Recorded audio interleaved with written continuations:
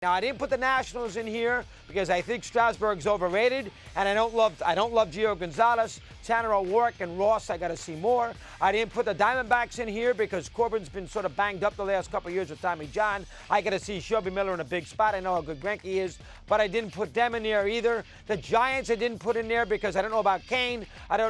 Samardzija's coming off an awful year. I don't love their fifth starter, so I laid low there. And the Dodgers lost Greinke. I mean, obviously, they got Kershaw top of the rotation, but I didn't put them in there. So I'm going to do this a little weirdly. I want to get you to react, so I might have a selection that you may not like. So now you can call Man Bites Dog a little bit later on.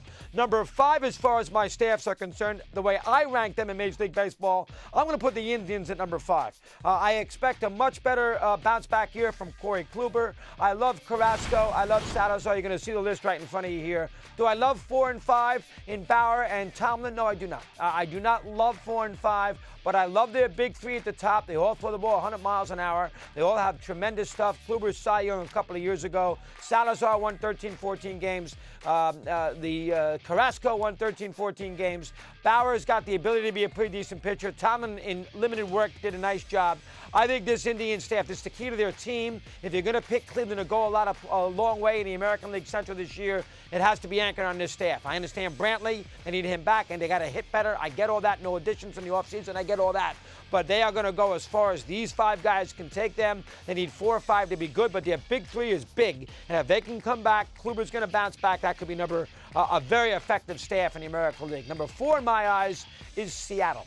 I think Seattle, with Iacuma back and everything else, now they need some help out of Paxson, but this has got the potential. This is more of a potential pick, but Seattle's got a chance to have a wonderful staff. I know Felix last year not as good, but who doesn't want Felix anchoring your rotation? Iacuma, the Dodgers laid low, but Iacuma can pitch for me any day he wants. He knows how to get away, pitch in a big ball game, get through a scenario where a long season. I mean, I love Walker. I mean, Miley, of course, for the Red Sox had effectiveness, and then you got Paxson. They got a nice blend of righties and lefties with the 2 lefties with Miley and, of course, with Paxson. Walker is going to be great. He's young. Hernandez, of course, and then Iacuma. They can take it easy on the back end of the rotation, not to push the envelope with the young pitchers. Seattle's got a chance to have a wonderful staff.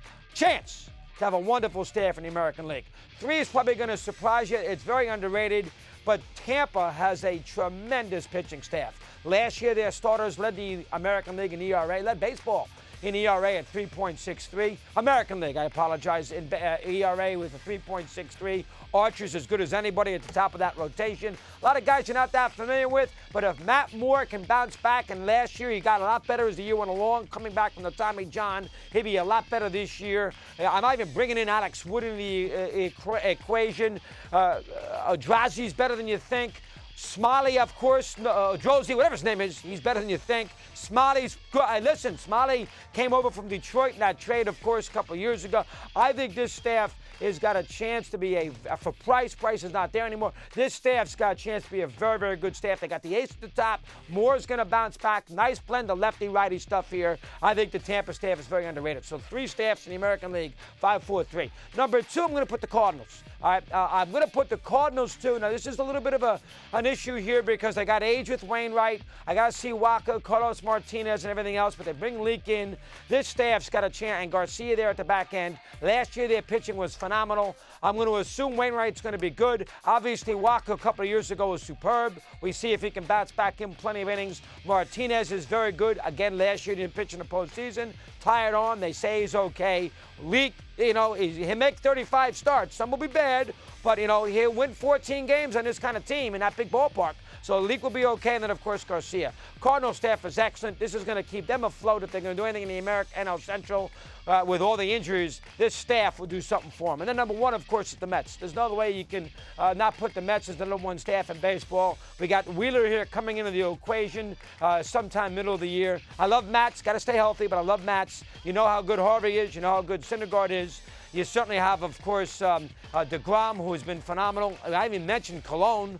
I mean, and Cologne is here mentioned as the fifth star. This is the best staff in baseball. There's no ifs, ands, or buts. I did not put the Cubs in here because I don't love the Cubs' fourth and fifth starters. Lester was not great last year. I got to see Arrieta do it again off the Cy Young. He's had basically a year and a half of his career. I love Lackey and everything else. I didn't put the Cubs. You can argue that all you want. Now remember, this is a five-man starting staff. This is not a short series starting staff. This is a five-man staff. Short series, I might go a little differently here. I'd still put them as one, but I could go a little different order in a short series because with with the Cubs three guys at the top, if Arrieta has a great regular season, I could put him in a scenario. I could do the same thing with the Diamondbacks in a short series with Corbin, and of course with if I see Shelby Miller pitched great, of course, with Greinke. I could put them in there. I'm looking at it from a five-man starting staff scenario. The Rays are the most underrated staff in baseball. It's a potential pick with Seattle. I love the top half of the fireballing staff of Cleveland.